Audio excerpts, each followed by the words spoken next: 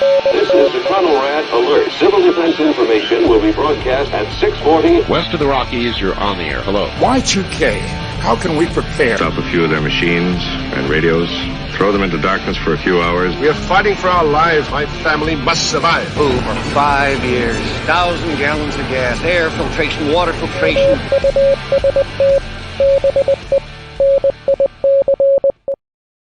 Coming at you from the frozen tundra that is East Central Alberta, Canada, streaming live on YouTube, Twitter, Twitch, Rumble, and Odyssey. Welcome back to the workshop where we create community, find freedom, promote preparedness, and share success. I am Toolman Tim. Today is June the 13th, 2024, and this is episode 456 of Workshop Radio. How are all my fellow human beings out there this evening, this afternoon, maybe, depending on what time zone you are in? It has been beautiful here, definitely escaping the high heat that I would be experiencing in Tennessee at the moment, but still miss down south just a tad. But I am keeping myself busier than a one-legged man at an ass-kicking contest. Let's go with that. Yeah, it's been an absolute incredible couple of weeks here trying to get everything done. So anyway, let's open up. Since this is This Week in Prepping, we are going to open with a rule to live by. I put it in the old randomizer this evening, and I ended up getting rule number 34. And this is one that I actually sent to a friend today. So it was, I guess, good timing for that matter. But this is one that my dad, a lot of my rules that I live by, and I should really rename this from rules to live by to rules that allow my life to go better when I live by them. Let's put it that way. So here we are.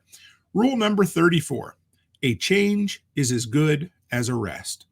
Now, this might be the shortest rule to live by that I have in my list, but what does that mean? Well, a lot of times, almost in every instance, when an individual is suffering from burnout, it isn't because they're doing too much. It isn't because their body is too tired. Now, I'm not saying that isn't the case, but what I'm saying is, and what my dad has told me a lot over the years, is a lot of times what you need is a change. Might be, a new hobby, might be some exercise, might be a new job. And that has been something that I have lived by for many, many years. If you get to a point where you just feel exhausted all the time, mentally, emotionally, just absolutely tore down, you can sleep all you want. Sometimes it'll help, but a lot of times it won't. And a lot of times that's your body's subconscious way of saying, hey, it's time for a change, dude. You're messed up. You're not happy where you are. You got to change something in your life. And so that is yet another rule to live by the great David Cook. I love that dude to death. Brought me up in the right way. And there are a lot of Davidisms that I like to share with you guys. But this one has been one that has served me incredibly well over these years. So anyway, let's take a look at who is in the audience this evening. We got some fellow delinquents in here. We got Digger. He was the first one in that I saw this evening. Pippin, Ryan Pippin, good to see you. He's in a much warmer spot than I am. And what else? Angie Marie, great to see you. Byron Roberts says, I hate to say my body is telling me that now. Change is as good as a rest. Yes, brother, it is. It's one of those things. And we are also on the vertical feed again. It is something that YouTube is pushing immensely. It's great to see David Hosfeld from Michigan over on the vertical feed. Hardway, Alaska, great to see you as well. So this evening, I got a ton to cover. If we don't make it all through, then I'll bring it back for another episode at some point next week. But I got a ton I want to show you guys. So with that, we can move right on into... If anyone dies while you are kept in your fallout room, move the body to another room in the house. The time has come for Stranger Than Fiction. All right, guys. So I've got 4 stories tonight to share with you, plus one more that I added last minute. I was sitting outside watching my girls play volleyball, surfing Google News, and I come up with something that I hadn't heard yet. So I threw it in, to its own segment this week. So shut up, Tim, and let's move right along. Here we are. All right. So this was a quick one. Not a very long story. And here, let's go. Purpose of century-old secret tunnels beneath this Florida city is still a mystery. So, Ryan, this is from your neck of the woods, and this is a story I hadn't heard before. So here we are. It's been years since a network of secret tunnels were discovered beneath Tampa, but their purpose remains a mystery. The subterranean passageways below Ybor City, Y-B-O-R, somebody can tell me how to pronounce that, may have been used to smuggle immigrants, alcohol, or even money for the mafia, experts theorize. Man, I always love a good tunnel story. Definitely interesting. So right here, you can see a couple of pictures. They look like they might have been rudimentary sewerways at one time or another, but this person who has explored them before said, you can stand up and maybe bend over a little bit, depending on how tall you are, but you could certainly travel through them. One of the last known access points to the tunnel burnt down in 2001, but the city was dumbfounded to uncover another in 2018 during a construction project near an old bottling factory. Taking advantage of the entryway, researchers dove into the network to try to map the extensive system, even finding a spring inside. So, was this a speakeasy? Was this something used to transport, the devil's juice during Prohibition?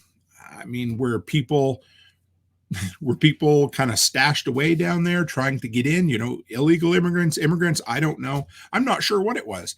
I love to theorize. Who knows what way it is or where it came from. But I love it. There's a few artifacts they found down in there, mainly old, they said a treasure trove of bottles, possibly proof the tunnels were used to smuggle alcohol. Sure, you could say that, but alcohol could mean a lot of things. That could mean the mafia were hanging out down there. That could mean, again, that they were smuggling folks in. Or, as B-Man Jay said over on the vertical stream, the Underground Railroad. Who knows? There's probably a simple solution or answer to this.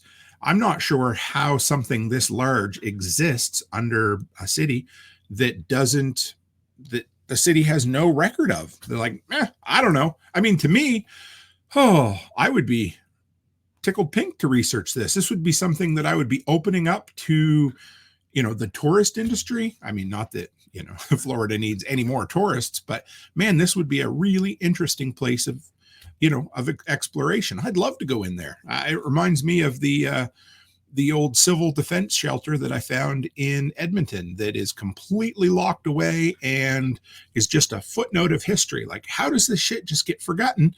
And why can't we explore it, celebrate it? I don't know. Make an economy out of it. It doesn't matter. Anyway, so this was cool. I thought this was a lot of fun.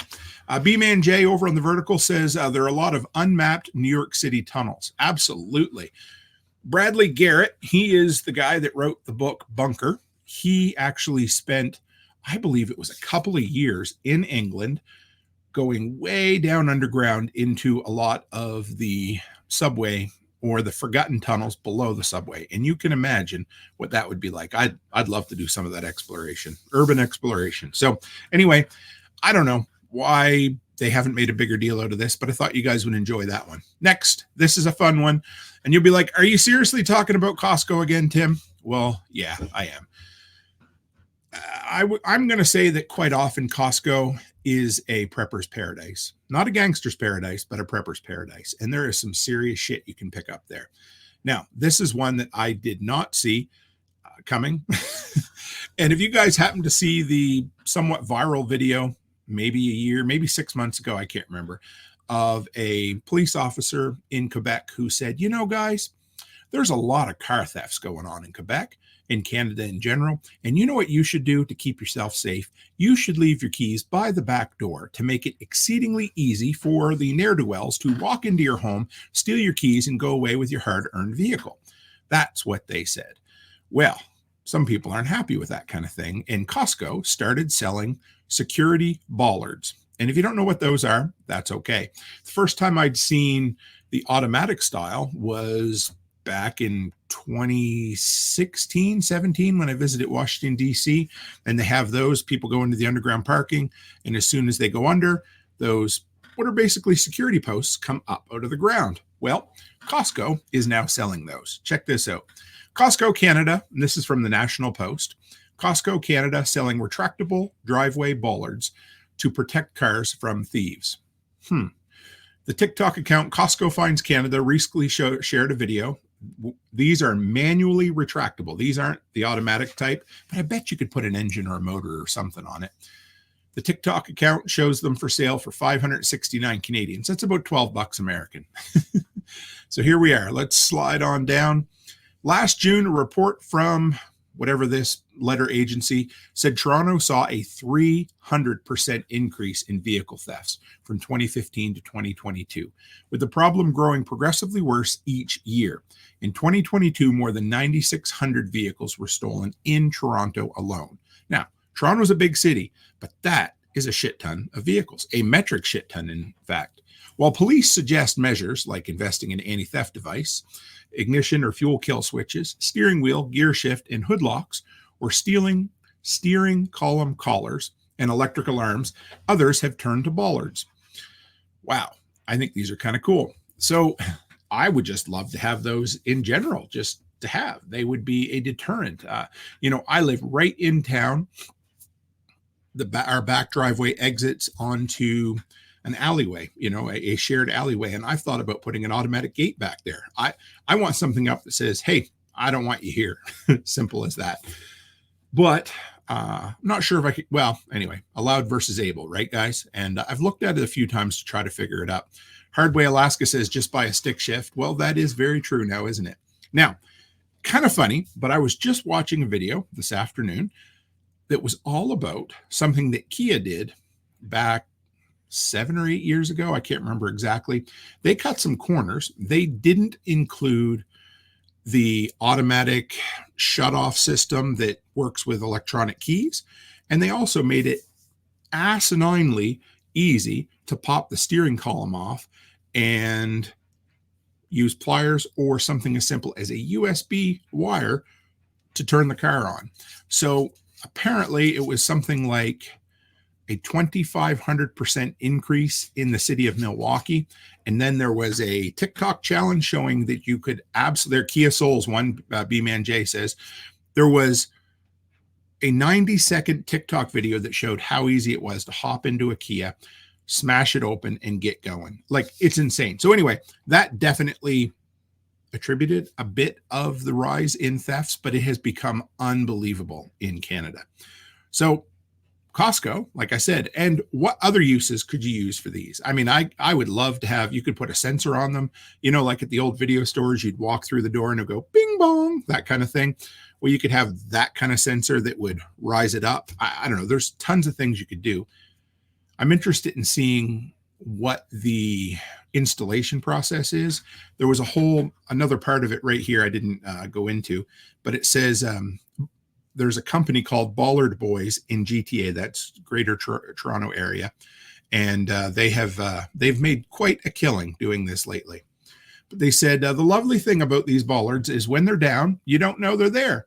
It's inconspicuous during the day when they're dropped, but when I come home at night and I'm putting the car to bed, I pull them up. There's no way for anybody to be able to futz around and try and get the car out between the bollards because there's no way it would fit. So I don't know. What are your guys' thoughts on those things? I mean, again, it seems like we're playing whack-a-mole, and in this instance, it's almost a literal game of whack-a-mole. These bollards come up. How long is it going to take until the thieves figure out that all it takes is a rare earth magnet? I don't really know this. I'm completely throwing it out of my ass here. But say you take a great big rare earth magnet, it releases whatever the catch is and drops it down into place. I don't know. But it won't take very long. I like it. I think that most criminals take the path of least resistance. And at this moment, solid steel bollards, even if they're manual, are definitely not the path of least resistance. So I don't know if anybody's ever installed them or had any experience with them. I'd love to hear about them for sure. All right, let's see what we got here from the community. Pippin says, I've considered a speed radar sensitive speed bump system for side roads. I like it. And again, Hardway says, just buy a stick shift. And Byron Roberts says, we had bollards like that in town and all it took was a church key. I can see that. And what do you do then, right? I mean, in 5 years, in 2 years at this point, you'll be able to buy them on eBay, and a year after that on Amazon. So, it is what it is. We, up in Lloydminster, where we have the big daycares, we had to basically the city forces you to install these firefighter boxes outside. So what happens is inside that box is the key to the alarm system and a key to the door. And so the other day when I set off the fire alarm, yeah, I did, because of drywall dust, the firemen showed up. There's supposedly only 2 keys in the entire city, and they've been there for quite some time. So that's great. Hopefully nobody ever loses the key. Hopefully somebody's always around. But again, it's one of those situations. They're great until somebody figures them out, and then they aren't so great. All right, back over. B-Man J says, vibration sensors are cheap and easy to use. And B-Man J says, full insurance and you get yourself a new car. All kidding aside, insurance is always a good prep. We're here to talk about prepping first and foremost. And I'm a huge fan of having all the insurance you can have, because there's only so many things you can do to prepare. And insurance helps you cover your ass when the things happen that you aren't prepared for. So, and Rachel Brown says, church key that I know of is a bottle opener. I like it. Fair enough. All right, on to the next story. This is a fun one. This is from dailymail.com and exclusive. This is going to be a fun one. I'm almost thinking about, I've got some ideas for some new segments, because what I kind of want to do with this show is flip certain shows, certain segments in, and then certain segments out, just as the news dictates it. So anyway, if you guys can come up with a name for something supernatural-ish, kind of like, I don't know, we'll see. Anyway, I've got some ideas, but we'll see. So this one is the haunting connection between UFOs and America's nuclear weapons is laid bare in fascinating new study, which concludes they're trying to stop us from annihilating ourselves. Kind of a fun story. And I hope you guys enjoy this. And let me know if you like this kind of stuff, if you'd like a short little segment on it each week, because this one kind of caught my attention, because it is a bit about the nuclear apocalypse. So let's take a look. Since the U.S. detonated its first atomic bomb in 1945, dozens of accounts of UFOs have been logged by military witnesses. But the connection between UFOs and nuclear sites has persisted in India, Russia, and elsewhere around the globe, leading many to wonder, are aliens stopping us from exterminating ourselves? UFO reports over America's nuclear arsenal appeared to shift from sites where the bombs were made to missile silos and U.S. air bases as the Cold War arms race grew. Now, this is kind of interesting. It's a long article. I picked just some of the real key points out of it, but you'll see here, UFO sightings moved from nuclear weapons manufacturing to nuclear missile silos. Now, does it mean that that's the only place that they saw unidentified flying objects? No, it doesn't. But there seems to be a bit of a pattern. So here we go. Their qualified but haunting conclusion. This is what came out of this multi-year study. Data from this 3-decade-long period lends credence to the idea that extraterrestrials or some other intelligence has methodically surveilled America's rise to nuclear power. Interesting.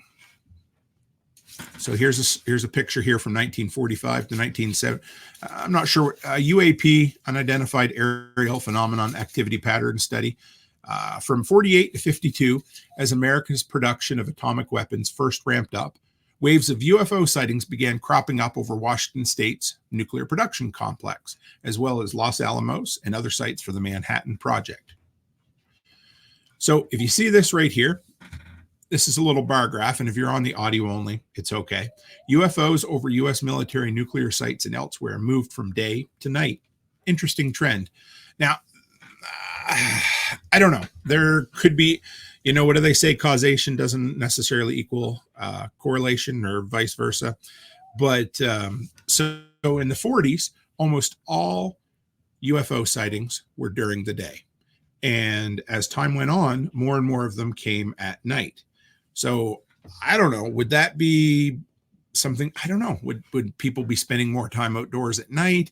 Not really sure. Don't even know why. But these patterns in the historical UFO record, according to the researchers, were accompanied by another clear trend. The UFOs appeared more and more over armed and ready nuclear weapon sites. The apparent craft also started to appear more at night. From 52 onward, cases of UFOs probing near active U.S. nuclear weapons took precedence, with a wave of sightings around America's new ICBMs.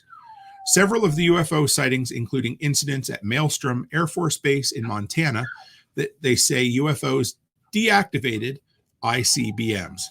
I thought that was interesting. Oh, I think we might have a winner here, guys, but we'll get to that in a minute. So, in other words, where do we go from here? Just the 45 to 75 studies, Hancock believes that reasonable conclusions or theories can be inferred about these airborne mysteries, that they appear to show intentional study of America's most sensitive weaponry. And his research partner ventured even a little further. They may have a better understanding of the future, our future, than we do. So, I don't know. I have been interested in UFOs since I was a kid. Who knows? I don't know how much truth there is to them, but they sure as hell I always find them kind of interesting. And they seem to go part and parcel with some folks on the prepper sphere. So if you like it, maybe we'll talk about a few more. This one just loosely tied into, nuclear preparations and stuff. But the whole idea, the Daily Mail sometimes plays fast and loose with some of their reporting.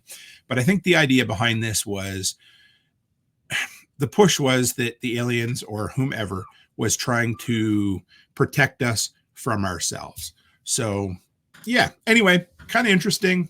I enjoyed it. Now let's take a look at what the names that people came up with in the comments here. Rachel came up with Saviors from Above.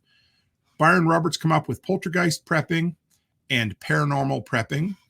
And B-Man J come up with The Haunted Prepper and Prepper Ghost. I got to tell you, I really like Paranormal Prepper.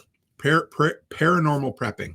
Now, here's the thing. I'm not going to be able to say that 10 times fast, but I think that one was really, really good. So give me just 1 second here, guys. My dog wants in and they're being an idiot. So hang on. Actually, there was 2 dogs, Angus and Beatrice, and they've never done this to me before. So, hey guys, they wanted to come in and say hello. So now they get to lay down with me until they decide they want to go out. So it's a live show. Anything can happen. It's definitely not Memorex, is it? And if you're younger than 38, you probably don't know what the hell I'm talking about. So next story, here we go. This is one that I actually found out about when I was down at the coin shop in Montana last weekend, and it was a good time. It went down. I always like going in, picking their brains and chatting, and we got talking about the drop in the price of oil. And one thing that they thought maybe had a bit of cause in that, I guess, would be this story right here. This comes from indiatoday.in. Saudi Arabia ends 80-year petrodollar deal with the U.S. for multi-currency sales. So I didn't even hear about this. I don't know if anybody else did. Now, again, this is the type of thing to just be aware of, not to be nervous about. But this has been, I didn't dig into it a whole lot, but they say it was an 80-year deal that was originally signed in 1974. So I'm guessing, since that would be 50 years ago, that it must have to be renewed every term or so, kind of like a mortgage. But it sounds like they decided that they didn't want to renew it. So at this point, I mean, we keep talking about currency collapse and things, and I don't necessarily think this is going to cause it, but it certainly isn't going to help things. It's definitely going to kind of facilitate the US dollar moving away from being the world's reserve currency, I think. So let's check it out here, guys. And if anybody's heard about it, yeah, share with me, but I hadn't until this weekend. So by choosing not to extend the contract, Saudi Arabia can now sell oil and other goods using different currencies. There's some interesting things here. The Chinese RMB, euros, yen, and yuan, instead of only US dollars. But check this part out right here. There's also talk of exploring digital currencies like Bitcoin for transactions. This decision marks a significant move away from the petrodollar system established in 1972, when the US stopped linking its currency directly to gold. So where does this go? Do Does this back Bitcoin into a corner and kind of turn it into a world reserve currency? I don't know. Maybe, maybe not. But I can certainly tell you that it'll be interesting to see how the oil market ends up reacting to this sort of thing. But either way, I think the option of being able to take multiple currencies is never a bad thing. Whatever you want to say about Saudi Arabia, I think this could be an interesting move on their part. And let's see, it says it's expected to accelerate the global trend of using currencies other than the US dollar in international trade. We all know that kind of thing started with Russia and South Africa and a few other spots. But it says, additionally, Saudi Arabia has joined Project M Bridge. And that's M as in Mama Bridge, a collaborative effort exploring a digital currency platform shared among central banks and commercial banks. So again, another kind of central digital currency that is being developed maybe outside of the US. So yeah, this move by Saudi Arabia marks the beginning of a major shift in global economic dynamics, though its full implications in international trade and finance remain to be seen. Yeah, we know that. So in other words, it could be a big deal. It's probably not going to be a big deal overnight, just something to be cognizant of. The fact that, the petrodollar is no more, I guess. So we'll see. I would love to see us go back to a gold-backed currency of some sort. Not that ties into this necessarily, but just a thought. So, all right. So we are going to move on. This is a new segment. And again, I need a name for it. For right now, we're going to call it This Day in Prepping. And maybe that's what it's going to be. But I started, weekly, I'll see this week in history kind of stories. And occasionally there'll be a story that kind of tickles on the aspects of prepping.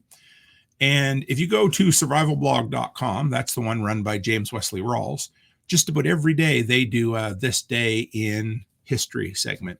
And so quite often I'll get something on there that really said, oh yeah, we should talk about that. But to this one, it was something I hadn't heard of before. So in June 12th, 1859, the Comstock Silver Lode, and that's LODE, in Nevada was discovered. Now, it would also be LOAD, the mother lode of silver. This was the first major silver discovery in the U.S. Hadn't heard of it, and it turned out to be quite a large gold depository as well. But real quick, the Comstock Lode is one of the most important mining discoveries in American history. It was the first major silver discovery in the United States. It's estimated that out of all the ore that was taken during this time, 57% was silver and the rest was gold. This was something that spurred on the gold rush. It was something that brought a lot of economic growth in that area. But it, at the time, of course, was the first and for a long time, the largest silver repository in the United States. So yeah, anyway, if you hadn't heard of that, all the links tonight are in the show notes. I've been getting way better. I've got a, how do you want to put it? I've got a real system for putting together the show notes for This Week in Prepping now. And so you can count on there being links to absolutely everything in the show note, or at least almost everything. If I miss anything, somebody, give me a slap, because I'm pretty sure I got everything.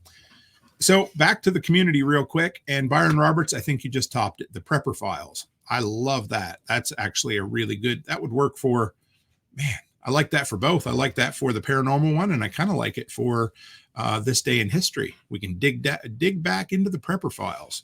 Well, we're going to write that down too, so we don't forget it. But yes, I like that name quite a bit. And I wanted to mention anybody out there who is always looking for a way to support the workshop. If you happen to notice, I'm wearing this month's patch, not the one that's coming out to you guys shortly, but the one that everybody just got. I wanted to wait until everybody had got there so that I didn't spoil the surprise. But this month's was the Anarchist Workshop, and it is a delinquent workshop take on the old Anarchist cookbook.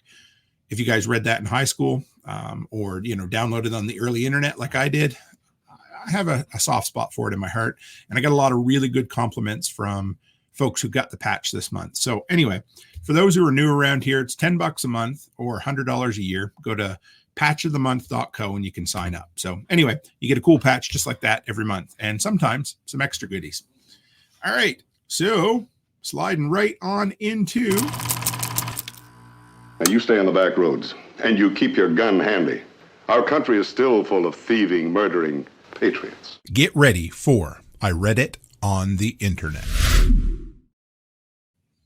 So there we are, guys. This is I Read It on the Internet. And this is where I break down the top story or the top forum post on our preppers. And a lot of times I've said they come from a less extreme view of prepping. I would say that quite often they're very practical on there, and there's nothing wrong with that. So you get a different look at prepping, and you get a different look maybe from a different people group as well, or a different age category. Let's put it that way, because it's pretty easy to fall into the, hey, I'm, late Gen X, early millennial kind of echo chamber. And it's nice to hear from maybe a younger side of things. But anyway, this is a good one. This comes from Morning Librarian 18. What a name.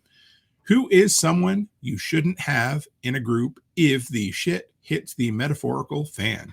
If SHTF, what types of people are good to keep out of your group in order to ensure the safety of yourself and ones around you? So anybody out there want to throw in something? But who are the folks that you should not have in a prepper group? Because a prepper group, or a loosely affiliated group of prepper friends would be who you're going to work together even when something really bad ends up happening. So what do we have? We got a few here. Appropriate ad says, the negative narcissistic person who has no skills that can be used, but has a very vocal opinion on why you are wrong. Anybody out there know somebody like that? Has no skills, no discernible talent to help the people group, the family group, whatever it happens to be. But holy shit, don't they love to tell you why you're wrong? Yep, I'll agree with that one. How about this one from 5 cents a day? Funny enough, it's my father-in-law. At least my mother-in-law can use power tools and process a squirrel. I had to laugh at that one because, as you can imagine, this quickly turns into a shit on my mother-in-law fest. And you guys know I do that enough that I don't need to. So next, damn it. I just realized that if anything like this actually happened, I'm going to die saving or supporting my mother-in-law, and she'll make every minute of it suck until that happens.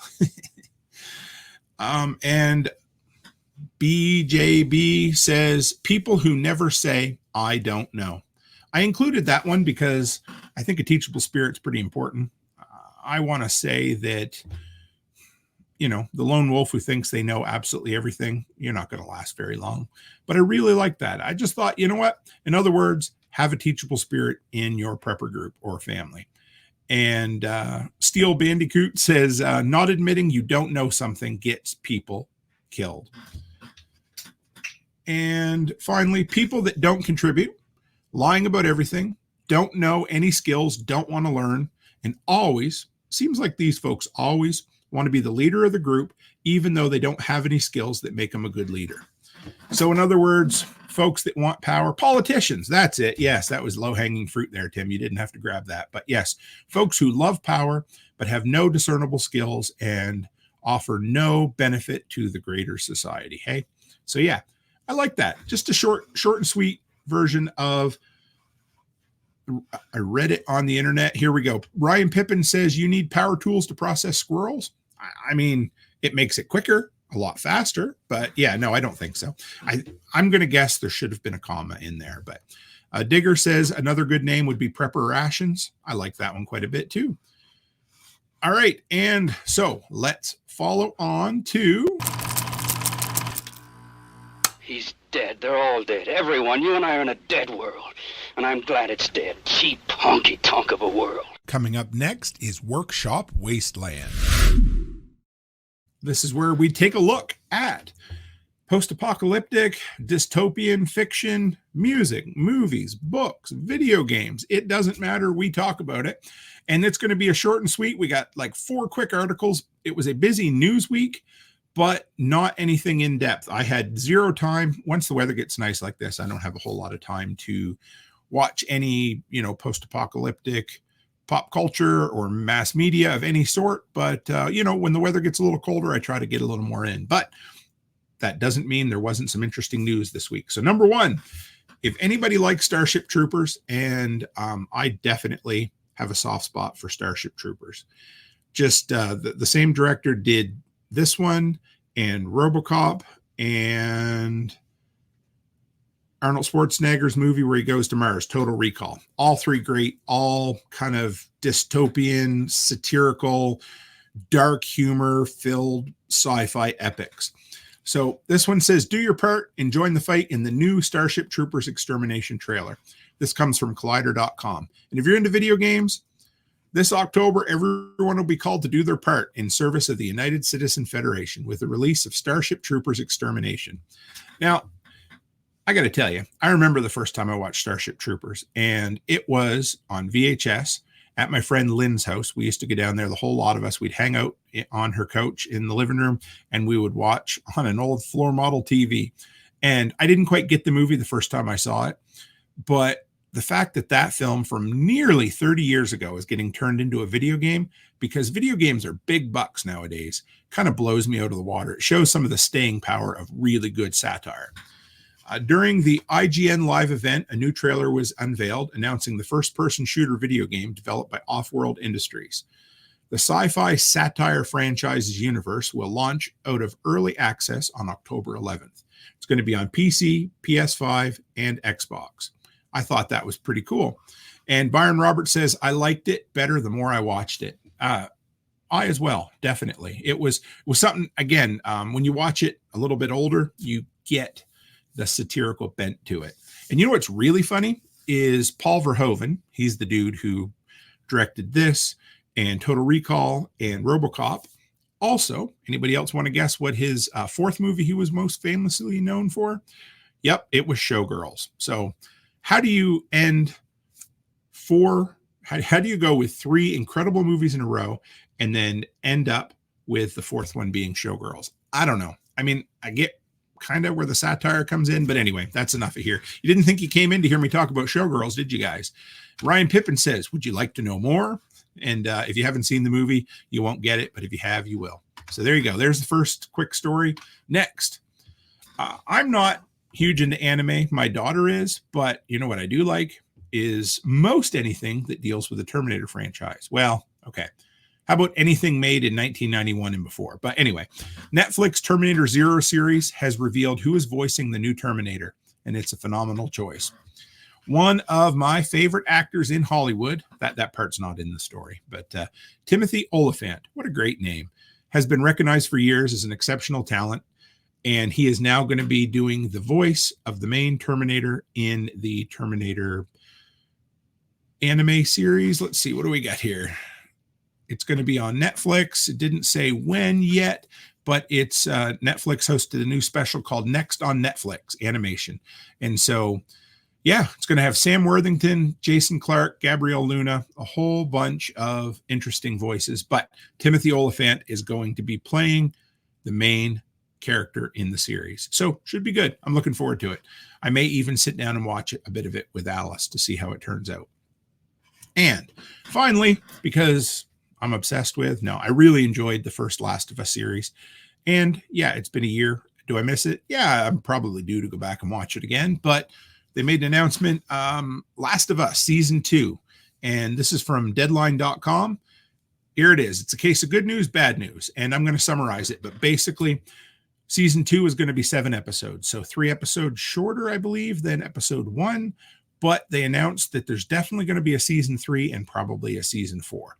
They looked at the storyline of the second installment in the video game series and decided that it'd be more fully fleshed out over a 2 or 3 season arc. So if you're looking forward to it, great. If you think, there they go, Hollywood just milking something for every penny, probably also true. So we'll see. But yeah, so there we are. And we busted through that one quick.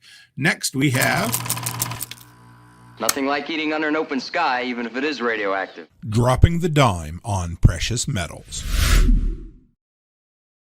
Yeah, so somehow I managed to get all my notes out of jumble. I don't know. I put, so what I do for anybody who would like to, take a peek behind the curtain, and you're like, Tim, put that away. We're not looking behind the curtain.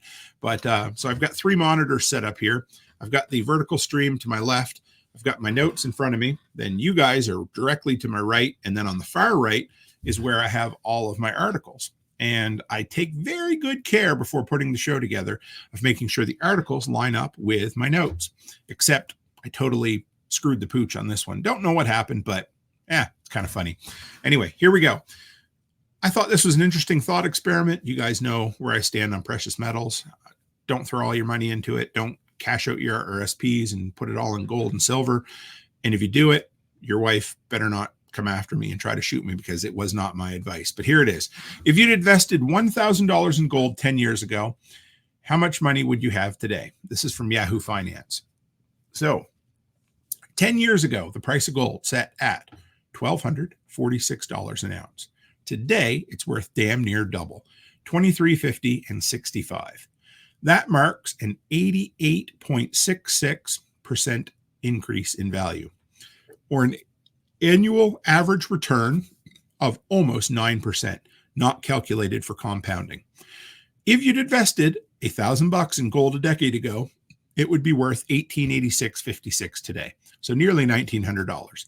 That's not a bad return, but does it compare to, say, an investment in stocks? So this is a cool thought experiment. I want to elaborate a little bit on it because we want to make sure we're doing an apples to apples comparison. So if you'd taken that same $1,000 and invested it strictly in the stock market, the S&P 500, the top 500 performing stocks, Wall Street, that rose 174% over the last 10 years for an average annual return of 17.41%. That is double what you would have made on gold. Now, a caveat, and that is why anybody who tells you to invest all your money in precious metals probably sells precious metals. Somebody much smarter than me for many years has said 5 to 10% of gold in your wealth. Now, lots of smart people have said that. And the main reason that is the idea behind gold and silver is it's a hedge against inflation. We'll talk about that a little bit more. I guess what I should say is precious metals shouldn't be viewed as a way to make money, but it's a way for your money not to lose its value. And it's a really good way to diversify. If you're looking at making the most money in the shortest amount of time, then the stocks are definitely way ahead of silver and gold. Now, you probably should be in both, but I'm not going to give you that advice, but that's the type of thing that Becky and I do. But again, I love silver and gold. I like it because it helps insulate you against economic crashes, against currency collapses. And if the, SH was ever to TF, if the shit was ever to hit the fan, well, it would be something that would probably be worth quite a bit down the road. I don't think it's going to be worth much during a collapse, but post-collapse, I think it would be worth quite a bit.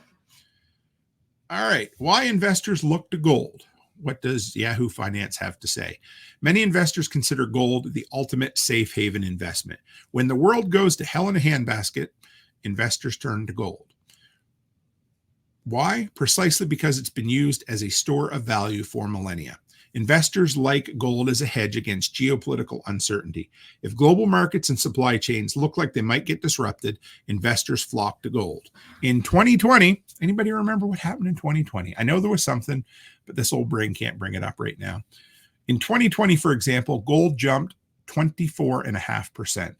Likewise, investors retreat to gold when fiat currencies, and that's a fancy way for government printed dollars, lose value fast to inflation. Amidst all the inflation anxiety in 2023, gold rose 13%. Finally, gold offers a non-correlated hedge against stock market crashes. Again, a hedge against inflation, a hedge against economic downturns, the works. In other words, gold offers the big D. Did you just say that, Tim? Yeah, I did. The big D, diversification. A collapse in financial markets doesn't cause a collapse in gold prices. Quite the opposite. Many investors believe gold will rise in price if a bear market hits. So again, gold is another form of insurance. Gold is a great form of diversification. Gold is a way to hedge against inflation, collapse, currency devaluation, all of the above. So here it is. The reason you tuned in for this article. So, is gold a good investment? Well, that depends. It's a defensive investment. Don't expect it to generate the same returns as stocks or real estate or pay any cash flow. Again, you're not going to pull money out of what you buy with gold and silver. But when the zombie apocalypse comes, gold will have value even if no other investments do. So, again, there's the sum up. Should you have all your money? No. And that is the perfect reason. That shows the good and the bad, or the good and the intermediate with precious metals. That's what it comes down to. Have some, but don't put all your eggs in one basket, because you're not going to get rich off of buying precious metals. And for a guy who loves precious metals, just being honest, it's great to have a small portion of your money in that, but don't go balls to the wall and spend everything you got, because Y2K2 is coming, or whatever it happens to be. So, all right, we got 2 articles in Dropping the Dime this week. And the next one is, I don't know if you guys heard about this, but this came from businessinsider.com. And this was one of the big reasons that gold dropped this week. Gold is getting so expensive that even China's central bank stopped buying. So I was talking to the guys at the coin shop, and one dude there told me that he was pretty sure that China's currency is gold backed. Now, I really should have looked that up before I went live this evening, but I did not. However, the fact that they buy metric tons, literally metric tons of gold, should tell you something. China needs or wants gold. Here it is. China's central bank gold buying streak has been a major driver of prices that hit record highs recently. However, it looks like gold has gotten so expensive that even the People's Bank of China has taken a break. On Friday, official data showed China's gold holdings were unchanged in May from the prior month, which means the central bank didn't buy any gold. The pause has left gold vulnerable on more downside pressure. Now, here it is. The benchmark price, so that's kind of the, there's like this mental hurdle when something goes above a price. You would think people would want to sell it, but a lot of times people try to buy it. But, the real investors get skittish when it gets over a certain price. And in this time, the benchmark is around $2,300 per ounce, about 6% lower than its record high of $2,450 per ounce on May 20th. Prices of gold, a traditional safe haven asset, have been on a tear this year, about 11% to date. In China, people are also loading up on gold as a store of value amid economic uncertainties. Who would have known all these years later that the one-child policy would come back and turn a once thriving economy into a glorified retirement home? Because that is the big problem that China is quickly heading toward. But here it is. China's central bank gold buying had actually started to slow in April. They bought 60,000 troy ounces of the precious metal. That was down from 160,000 ounces in March and 390,000 in February. So in those 3 months, well over 500,000 ounces of gold. That's crazy. Man, I would love to have even a percentage of that, hey? But anyway, I had no idea China was buying up this much gold. And there is some talk amongst circles that say there's probably a reason China stopped buying, and it's not because they're going to actually stop buying. It was just so that the market could cool off and the price would drop back down, because I think they were pricing themselves out of the market. And, I guess doing their due diligence, right? So, yeah, anyway, so there is Dropping the Dime on precious metals for you guys. So here is yet another new segment name that we need this week. And so what I would like to do is maybe spread out the news stories a little bit.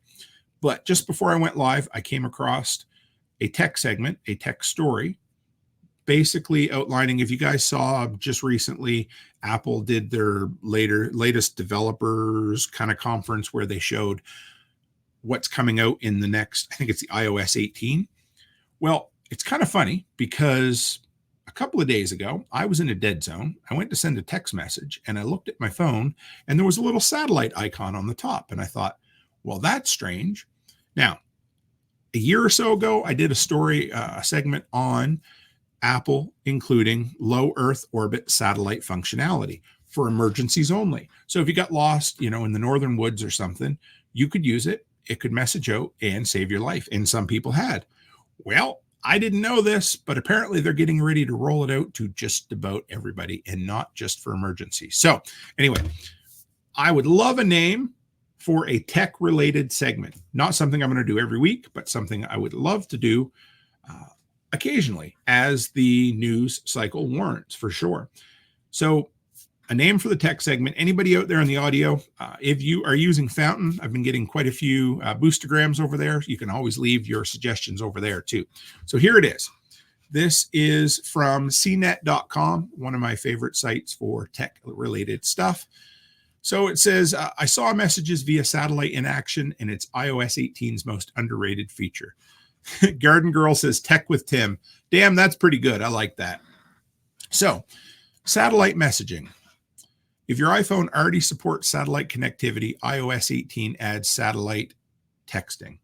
So it's, like I said, it's been something they've had for a while, but now they're opening up to non-emergency use and absolutely everywhere. Again, there's preppers who say, I don't need roadside assistance. I don't need life insurance. And I'll be damned, I don't need to prep with my cell phone. Well, I got to tell you guys something. My cell phone has become more and more part of my prepping plan every single day. Now, does that mean that I'm going to count on it? No. But, it would be like a dude being out in the middle of the woods and dying from frostbite because he has a Bic lighter in his pocket, but he's too stubborn to use it, and he can't figure out how to rub two sticks together and create a fire. Why would I not use the tools that I have at my disposal? Now, could they fall apart tomorrow? Absolutely. Do I need to, could I have to switch to, a burner phone, de-Googled phone, and walk away from everything else? Well, I hope that never happens, but, it's always good to have plans for that. But here it is. I have recently incorporated, and, take it or leave it however you want, but I've started using the Apple Wallet on my phone, and I recently installed a device on my truck, that allows me to use my phone via an LTE or 4G connection to unlock my car, unlock my truck, or start it in the morning. I already had a remote starter installed, but this allows me to use my phone. A couple of the reasons for that kind of stuff is when I go to events, I would love to be able to leave, the majority of my money and wallet hidden safely inside my vehicle, along with my car keys. I would love to be able to leave those in there. Now, you say, well, Tim, what about? Yeah, well, I always have contingency plans, I promise. And I'm going to talk more about that in a segment in the future. But I digress. I went down a big rabbit hole because I love the idea of satellite messaging. Should you only count on your iPhone? No. But can you count on your iPhone as part of a PACE plan for comms, for finances, for whatever else? Yes, you absolutely can. So here we go. During Apple's Worldwide Developers Conference keynote, they talked about Apple Intelligence, if you haven't heard about that. A whole bunch of other things. And they basically glossed over satellite messaging. But here it is. Now, with iOS 18, Apple is taking the technology and expanding it so you can message anyone, even when it's not an emergency.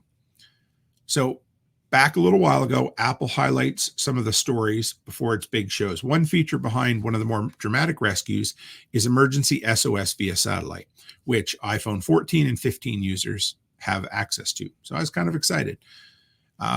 Apple's Senior Director of Platform Product Marketing walked me through a demo of messages via satellite at Apple Park.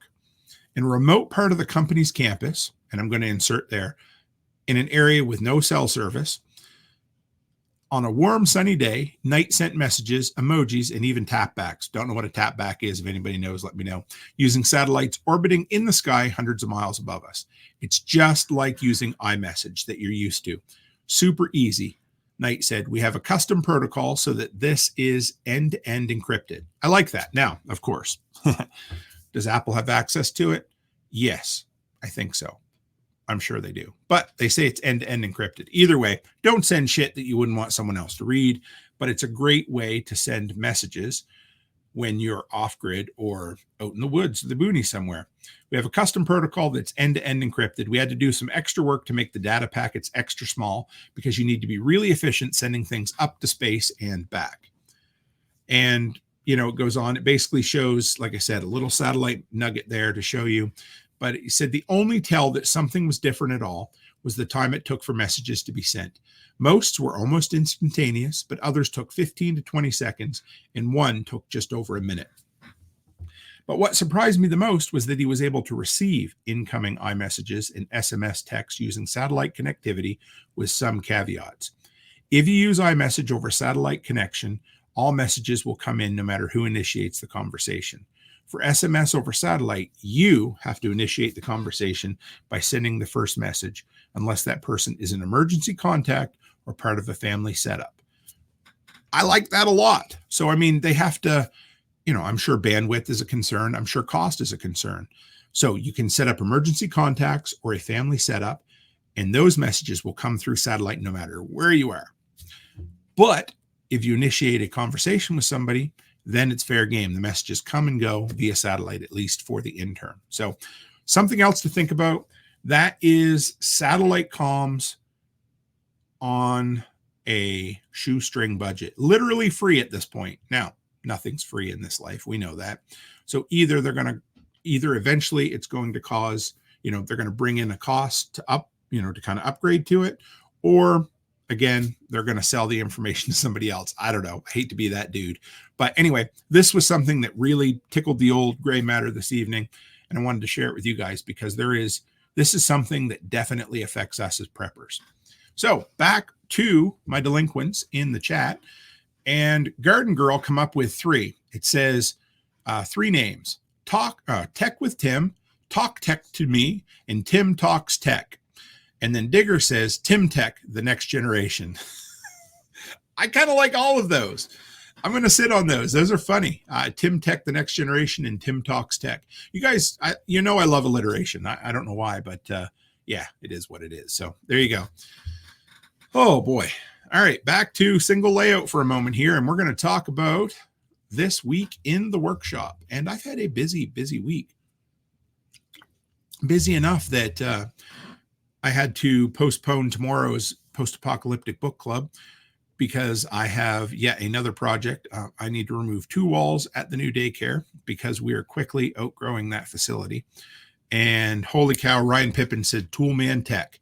Boy, I think I like that one. That one's pretty damn good. We're going to just throw that one in here too. Toolman Tech. I like that quite a bit.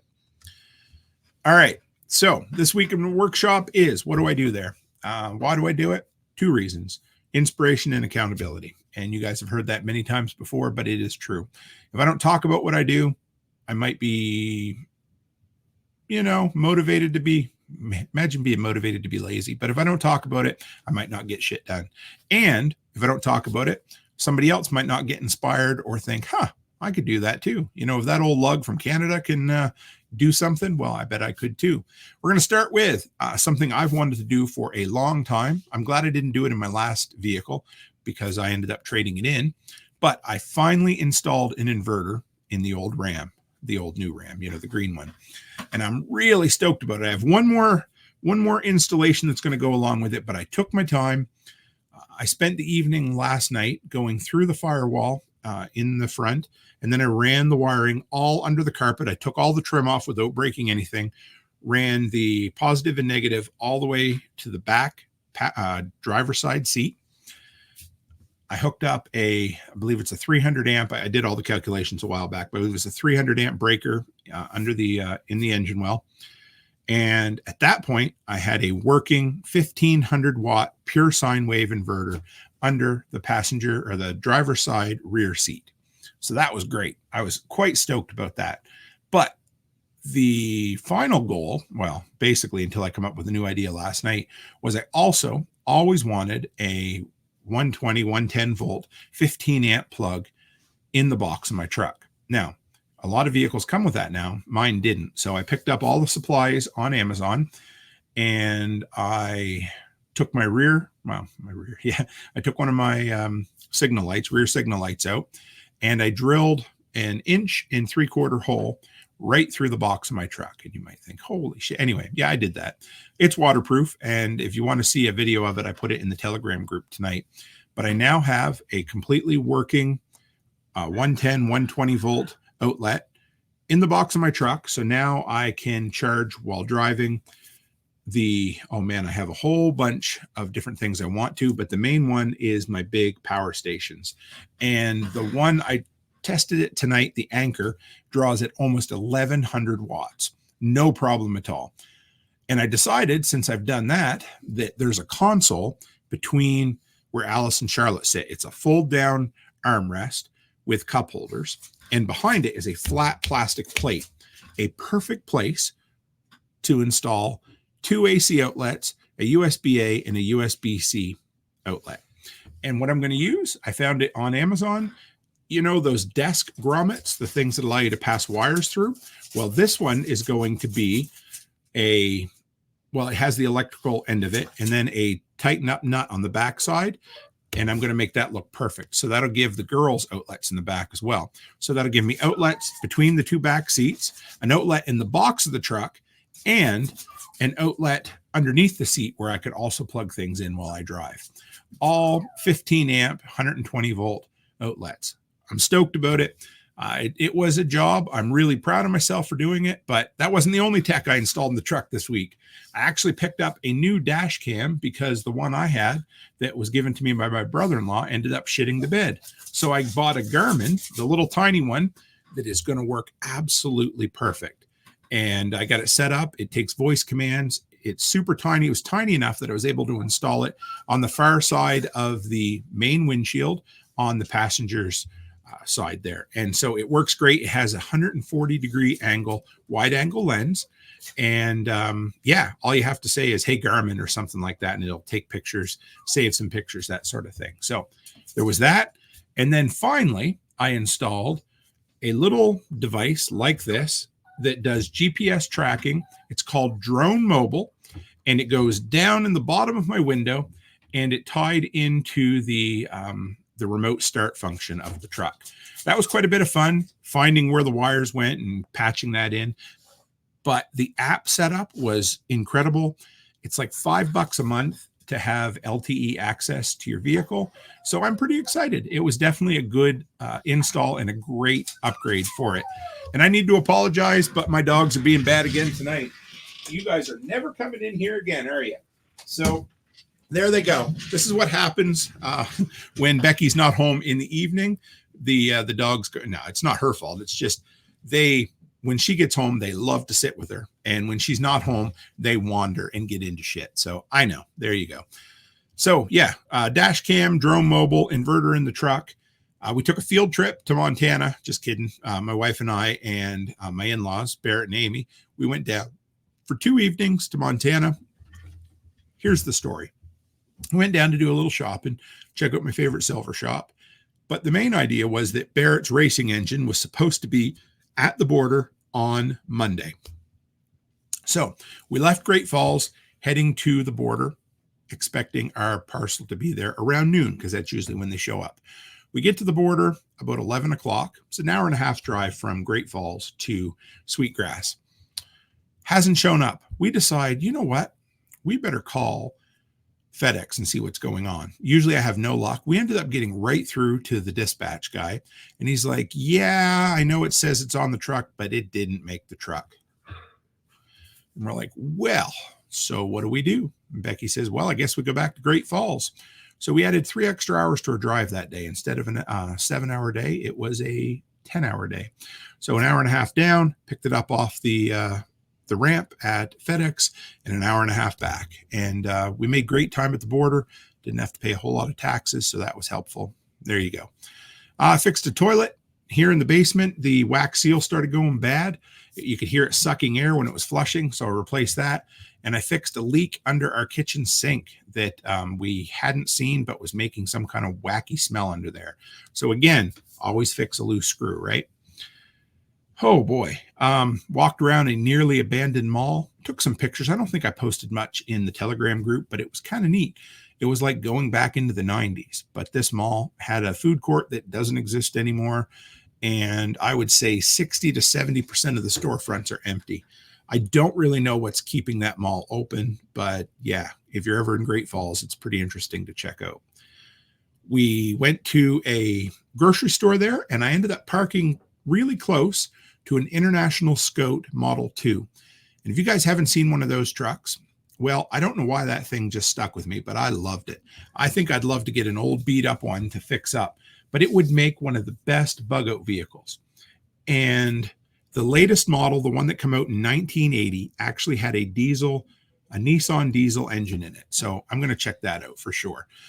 And Garden Girl says tax shelter for the mall. Yes, you are right. And I also missed it there. I have to apologize, but they said their new truck has a 110 outlet in the box of the truck as well, and they're great. Yeah, I'm glad to have one now. So anyway, International Scout, if anybody's seen them in the wild, they're awesome.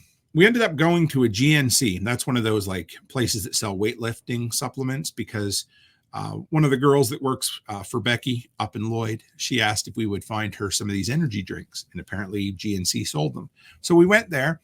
I'm not telling you that because of that, but I got talking to the guy because, that's what I do, talk to people. And we got talking about the caffeine content and things. And he's like, yeah, you haven't seen nothing. He says, you need to check out this pre-workout stuff called Woke AF. And you can probably figure out what AF stands for. That thing in one little scoop has 333 milligrams of caffeine, the same as 2 cans of Monster, the big cans. So that tells you something. I mean, that is heart palpitations and a heart attack waiting to happen.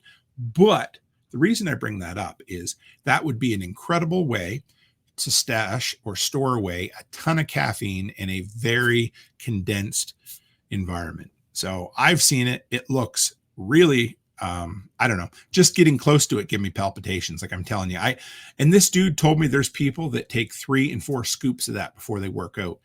Your heart would be going 100 miles an hour. I couldn't even imagine, but I just wanted to mention it. So, and then finally, this week I did a video on the Costco Duracell Lantern. If you guys haven't seen it yet, it's been a really well-received video, but it's funny how little things that you buy for, in this case, was $40 Canadian, $30 American, end up being some of your favorite items. But I use that thing a ton in Tennessee. So check that review out if you get a chance. And next is a segment that kind of started last week, and I decided to keep it going a bit, called Food for Thought. And it's really just something that's been beating around in my old noggin, and I wanted to share it with you. This one came out because this afternoon I was prepping for something else. Tomorrow is every second Friday. I have a managerial meeting with the 2 young people who are running our daycare in Lloydminster. They're great. I think the world of them. But their biggest problem is they're from Gen Z. Not really. But what that ends up causing me is I have a hell of a time relating to them because I'm just not getting where they're coming from in some ways. And so I promised to them that every 2 weeks we would have a sit down for an hour and do some management training. And so I've had to retrain my brain a little bit to kind of wrap around the mindset of the Gen Z. And it got me to thinking, well, you know what? That's something we're going to have to do as preppers as well, because, we're not going to be getting any younger. And eventually the younger generation is going to be taking over this world, whether we want them to or not. So it would sure be nice to be able to at least speak their language. So a few thoughts on it. And also shameless plug, not really, but if you guys ever check out the community page or the community tab on my YouTube channel, for quite a while I was posting polls and different things, and we're going to get back into that because YouTube is putting a huge push on it, and it's a great way to build organic growth. But I put a post on there where I want people to share their stories of interacting in the workplace with Gen Z. Now, I specifically said this is not going to be a shit on Gen Z thing. This is I need to learn from them. I need to interact with them. So let's figure out what makes them tick. So I thought this was kind of cool. Here we are. The things that you can do for Gen Z to work with them, or the things that bother them, that kind of stuff. But increase information sharing to alleviate fears of uncertainty.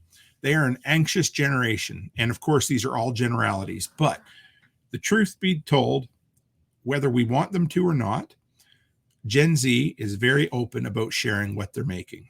And so you can't hide it.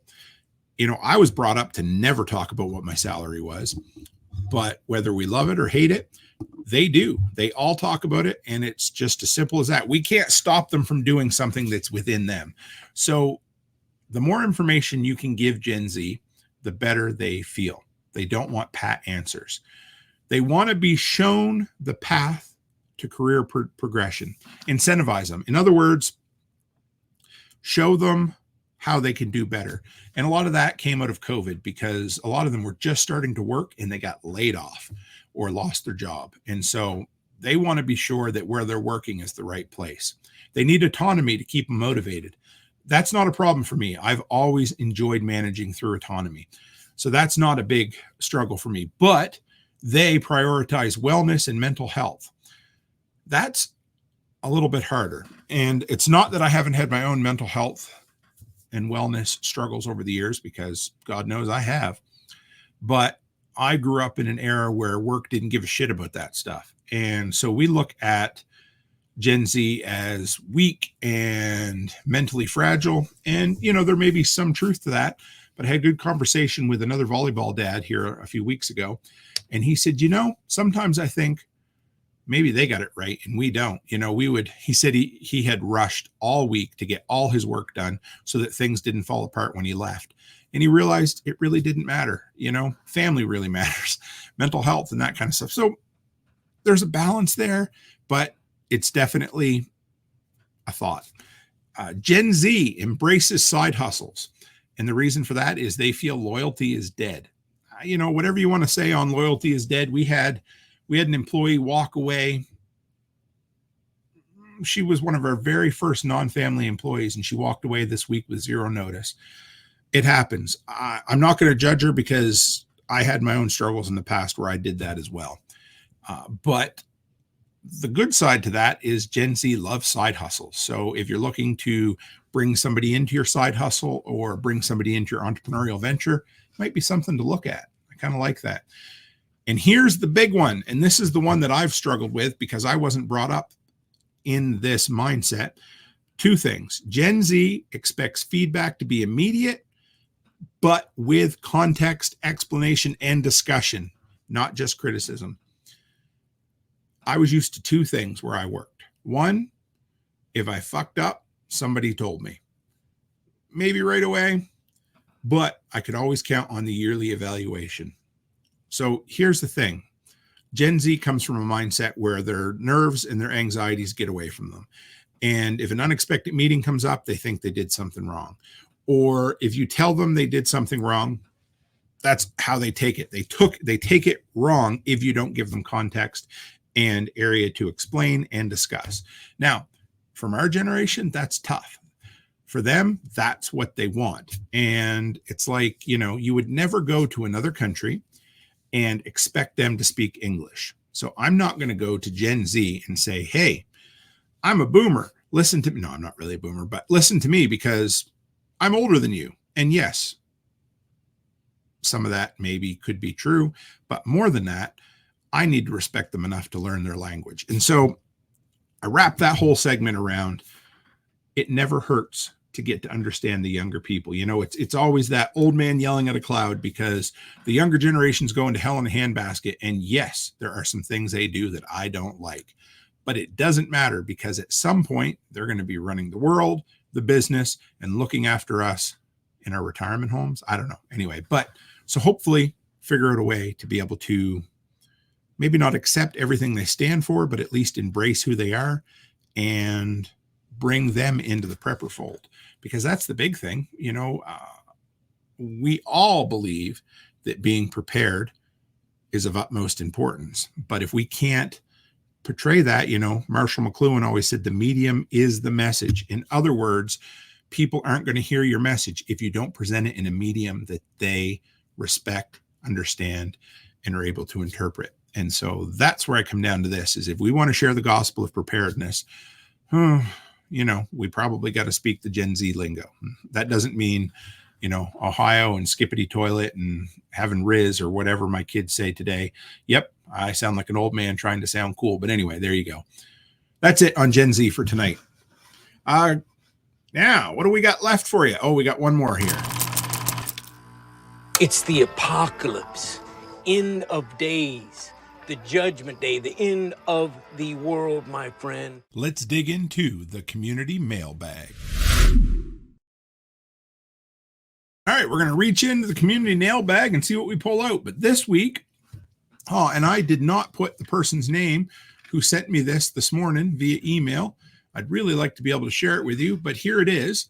This is a Kickstarter coming out from Olight, and we will bring this up so you can see it. So it is the O Station X. Now, this is an interesting item, and they sent to me, they said, hey, I know you really like rechargeable batteries. Maybe you should check this out. And I'm probably going to back this Kickstarter for no other reason than it would make a great review video to have access to this early on. So here's how it works. And if you haven't, if you're on audio, I'll do my best to explain it. But this is kind of like a translucent brown plastic container, top and bottom. Now, how does it work? Well, you put dead batteries in the top, and they gravity feed kind of like a change sorter down into the charging bay. And then they come out one at a time at the bottom. So it's a charger, an organizer, and check this out. This right here, it has smart built into it. So there's a little drawer in the front. So if you put the wrong size in there, now the downside to this is it's only for AA batteries. They're also doing a AAA model as well. But if you put non-rechargeables or you put the wrong size, it'll separate them for you. But I guess what I really like about this is it's an automatic charger. It takes some of the guesswork out of it. Now, of course, in true 21st century fashion, Olight tries to greenwash the hell out of this product. I just don't think there's anything green about a battery charger made out of plastic. Now, somebody's going to fight with me and say, yeah, but it's recharging and it's, yeah, I get it. I just quit it with the bullshit of the green, whatever. I just like it. I like it because it recharges my batteries. I like it because it stores them. I like it because it charges things on a, automatically. I don't have to plug them in there, and it just works their way through. It's an intelligent charger. Anyway, just thought I'd share that with you guys because it was something sent to me from a fellow delinquent, and I thought you guys would like to see that. So next, here we are. All right, what did I get? This one here, I got 3 boostergrams this week that I wanted to share from over on Fountain. And first is from the Bitcoin Viking. And he said, hey, great show. Now I have to do a bunch of mesh network research. And if you didn't catch that episode, that was with my good buddy Jake from Ravenwood Acres. And he did an incredible episode on next generation emergency comms. So thanks, Bitcoin Viking. I appreciate it. Next comes from Jim Seifert, one of my biggest supporters over on Fountain. And he said, calling bullshit. Everyone knows that replacing lights with stop signs saves the municipality money in the long run. It's bullshit that the homeless is the reason. Politicizing this with these claims is typical media manipulation of facts, ... Again, he's not wrong. And that spurs from last week's This Week in Prepping, where we talked about Oakland replacing traffic lights with stop signs because they said the homeless people were stealing the copper. And Jim, I don't disagree with you one bit. And finally, this one comes from Bitcoin Plus Food. And they said, hey, keep up the great work. He said, I had to smile when you mentioned you guys are hoarders. Yeah, a little bit tongue in cheek. We try not to embrace that moniker too much, but it is one of those things that seems to come a bit part and parcel with preppers. But anyhow, he said, you do seem to accumulate massive amounts of stuff. But he said, check out Guy McPherson. He saw the end of days coming years ago, but gave up on the pressure of 5 years of supply in reverse. Sorry, he gave up on the digging in approach. If you did survive an apocalypse, it would be so dire you might not want the pressure of 5 years of supplies in reserve. Oh boy, let's try that over again. His catastrophe predictions are also a little catastrophic, even though in broad strokes, he is probably on the button. So I don't know that dude. I haven't looked him up yet. Kind of an interesting, I guess he's a minimalist apocalyptic person. I don't know. Just a thought, I guess the reason I shared that was it becomes really easy to just buy all the stuff. And, I know as a YouTuber who reviews shit all the time and gets sent shit all the time and also buy shit all the time, I certainly can drown myself in stuff at times. So just a good reminder for myself. And that came out of episode 452. So that was This Week in Prepping last week as well. And finally, a segment that I haven't done in a while, and that is the Creator Spotlight. And so usually when I will do this one is when I come across a new YouTuber or a new content creator somewhere that offers value to the workshop community and the prepper community in general. And so this is the power of the world we live in and YouTube in general. But you guys might or might not have seen my video of BattleBox. So I opened my BattleBox last week sometime, and I got a really cool flashlight in there, a tactical fighting flashlight with quotation marks around it. Really enjoying it so far. And I decided to see some reviews on it. And the dude that I ran into was this guy named Icy Mike, Hard to Hurt YouTube channel. And that's Hard, H-A-R-D, the number 2, and Hurt, H-U-R-T. He's got just over 500,000 subscribers. And I watched the video, and he was one of those dudes I just clicked with right away.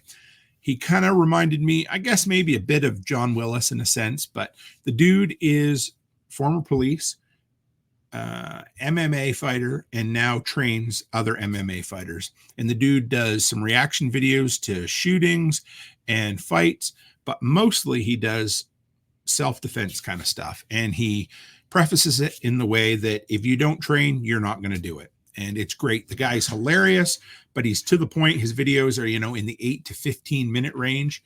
So yeah, check it out. Like, let's see, we'll bring up a couple of videos I've watched recently of his. I've actually watched quite a bit, but the most popular ones are the best self-defense weapon ever, choosing the best home defense weapon, hidden weapons in non-permissive environments. That one reminded me of going to the Oilers game.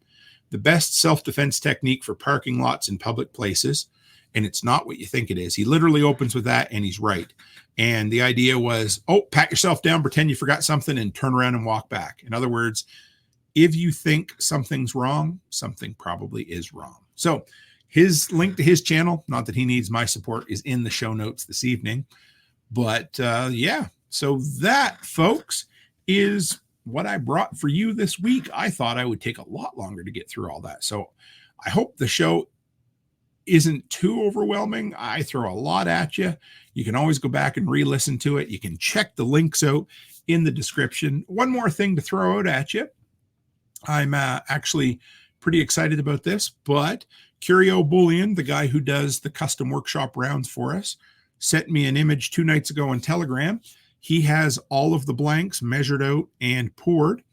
And just yesterday, the press showed up, or the die, whatever you want to call it, for pressing the logo, the design into the into the silver rounds just showed up.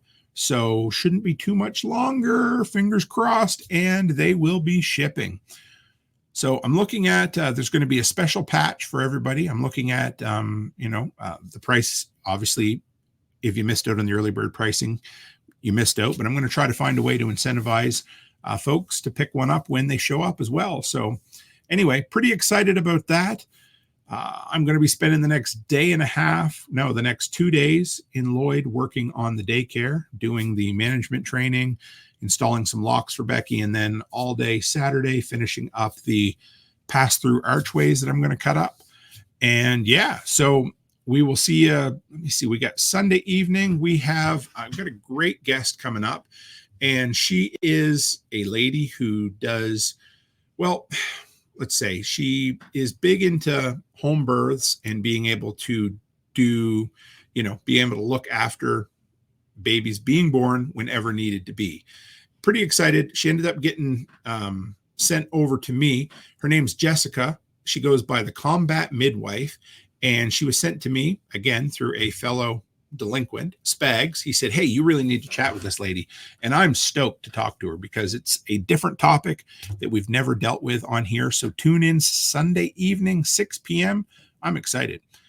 And other than that, guys, man, it's the weekend. Well, not quite. It's Friday Eve, as Ryan Pippin always loves to say. So get out, get shit done, knock 1,000 things off your to-do list, make tomorrow slightly better than it was today, and get the hell out there and build your empire.